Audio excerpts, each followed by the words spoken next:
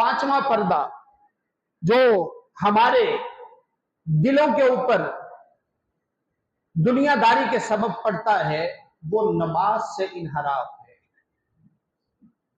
फरमाया कि कशफुल महजूब में कि अकीमुस सलात व आतुज़ ज़का, कि लोगों नमाज पढ़ो। कुरान पाक ने कहा कि नमाज पढ़ो, तो आप फरमाते हैं कि एक नमाज तो वो है जो आम तौर पे पढ़ी जाती है, एक नमाज ये है जो आम तौर पे पढ़ी जाती है।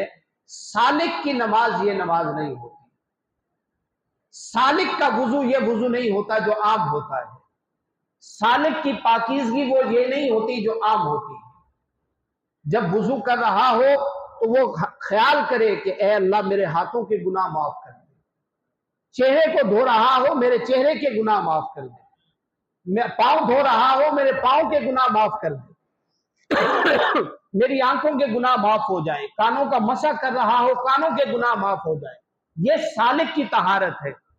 इसी तरह नमाज भी सालिक की आम लोगों से मुख्तलिफ होती है। जब वो खड़ा हो तो यूं लगे कि वो किसी बड़ी बारगाह के अंदर खड़ा है। जब सजदा रेजी में हो तो उसकी दिल की कैफियत बता रही हो कि मैं किसके हुजूर सजदा कर रहा हूं।